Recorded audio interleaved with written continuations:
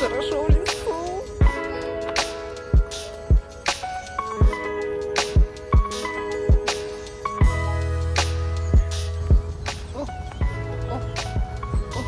Доброе утро, ютубчик. Сегодняшнее видео я буду вести из леса. Ютубчик, ты спросишь, почему же из леса? Хороший вопрос, ютубчик, хороший вопрос. А из леса я веду свой репортаж, потому что сегодняшний выпуск будет про зоопарк. Зоопарк. Бля, вступила в какашку. О, курва.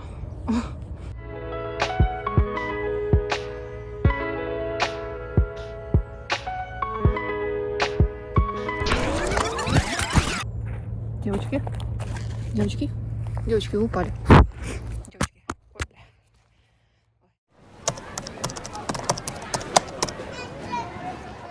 Я впервые побывала в зоопарке за 24 года своей жизни. И вот, что из этого вышло.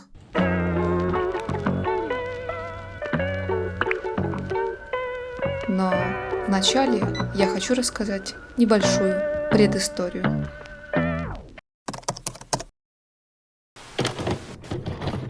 Помню, в детстве с классом мы ездили в дельфинарий. Это было грандиозное приключение в моей жизни. Я, в принципе, любила и люблю путешествовать.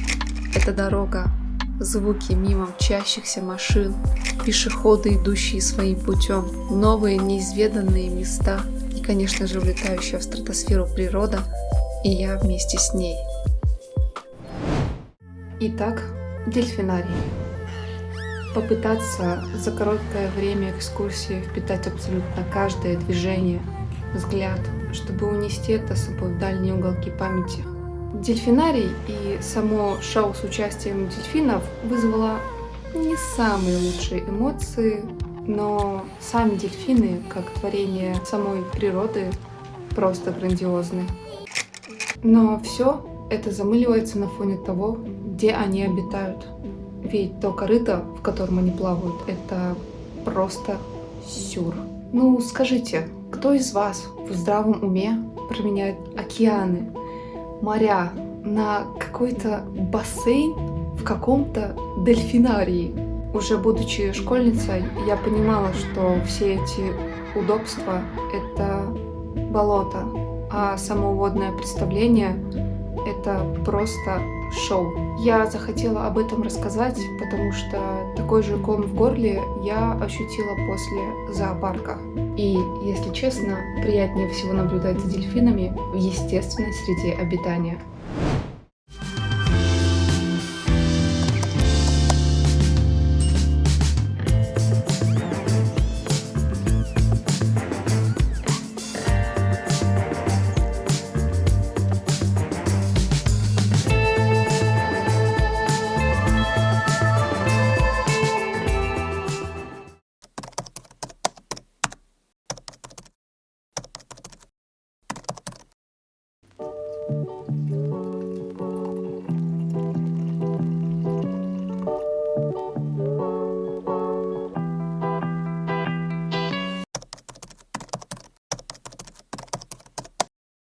Предыстория завершена.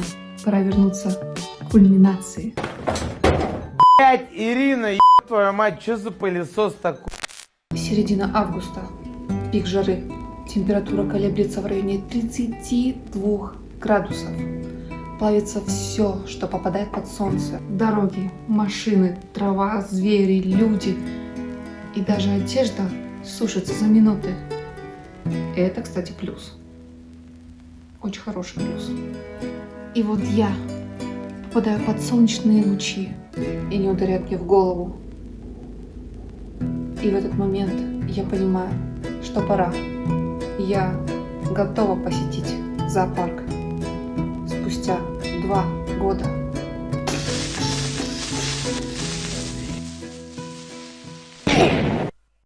Ты пойдешь ко мне? Не пойдешь ко мне? Или пойдешь ко мне? Или не пойдешь ко мне? Юкочка, Кичу. Она спала. Пахнет мочой. Не мочой. Я шучу. Юки, ты прекрасно пахнешь. Иди, Сонечка, иди, иди. Нет, не на стол, Сонечка, нет, не на стол, иди. Я собралась. Накрасилась. Оделась. Вышла. И передумала на полпути. В зоопарк мы никакой не пошли. Ну его в жопу. Настроения нет. Пошли в Макдональдс. Купили коктейль. И пошли домой. Тогда я сказала себе, ничего страшного. На следующей неделе у меня все получится. Так и вышло.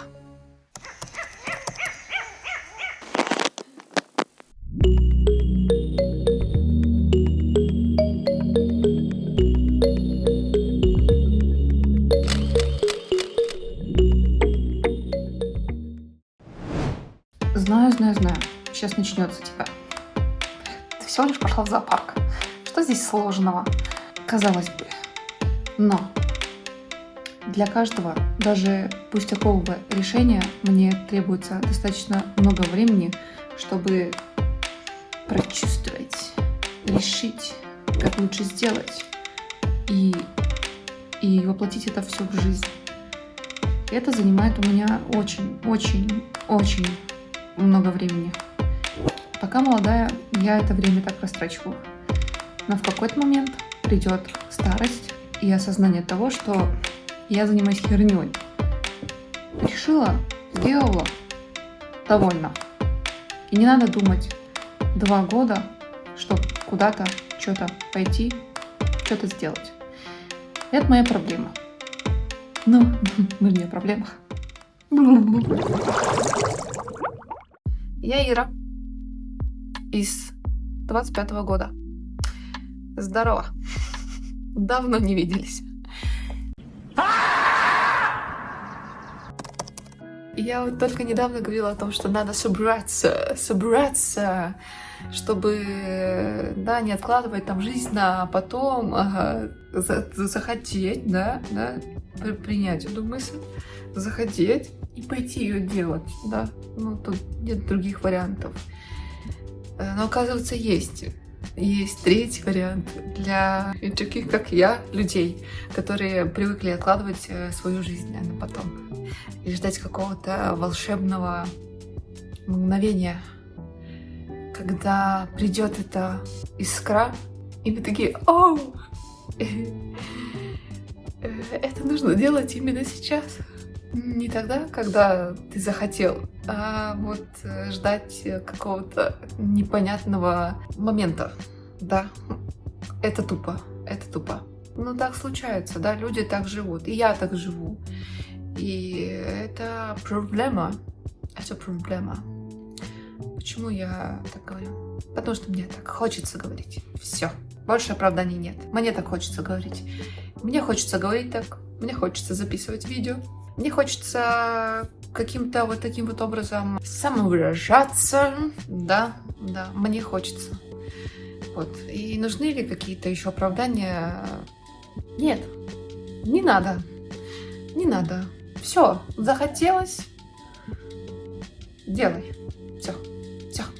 Если это никаким образом не нарушает правила общественного порядка или еще какие-то правила морального устоя, все.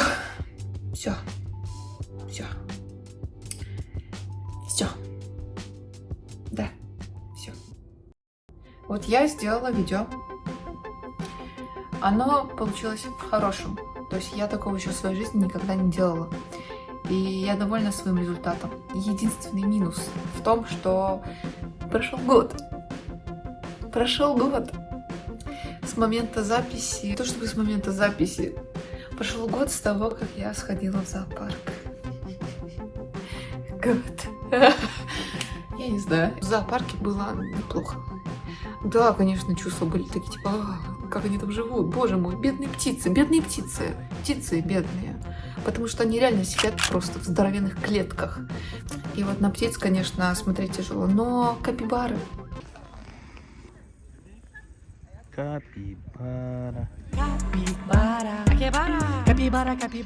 Чувствуют себя великолепно, я думаю. Потому что современные зоопарки стараются быть здоровенными, да. Это гектары земли. И все как-то стараются сделать для животных более-менее благоприятно. Понятное дело, воля есть воля, да.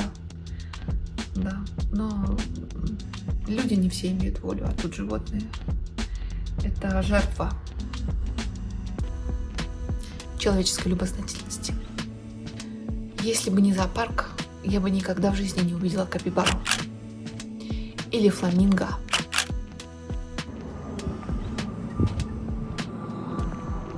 Или тигра. Да, тигр тоже большой, такой хороший. Лежал на солнышке, не на солнышке, под деревом лежал и спал. Не знаю, кайфовал, наверное. А может, не кайфовал, я не знаю. Я не понимаю. Мои 18 подписчиков. Спасибо большое, что вы подписаны на меня, что вы мои подписчики. Мне очень приятно. Я надеюсь, что я когда-нибудь стану... надеюсь. Не надеюсь. Я постараюсь когда-нибудь стать известным блогером. И потому что мне этого хочется. Не знаю, мне этого хочется. Вот. Много говорить не буду. Пока что. Но когда-нибудь буду.